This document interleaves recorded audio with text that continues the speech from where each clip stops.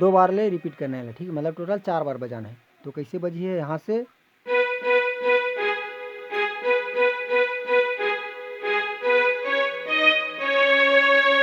अगर फिर से एक बार,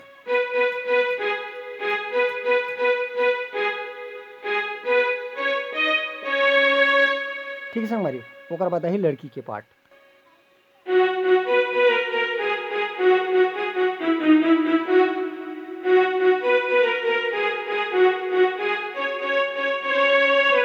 ठीक है, तो इसी तरह से बता लड़की पार्ट। तो यहाँ से चालू करना है ला डा डा डा डा रे, डा डा डा डा डा डा डा डा डा।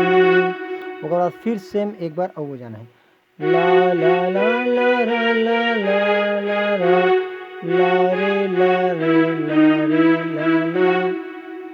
ठीक है, एक बार सुर से देखथन।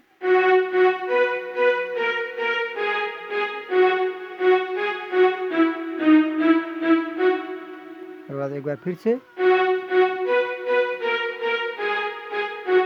उसके बाद यहाँ से, उसके बाद फिर से, हाय रे मोरे रानी गोरी रजनवाली के चलू छी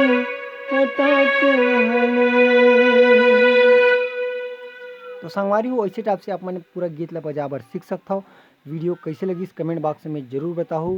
और आप सबसे हाथ जोड़ के निवेदन है, चैनल ला सपोर्ट कराओ, वीडियो ला लाइक कराओ, शेयर कराओ, कमेंट में अपन प्रतिक्रिया बताओ।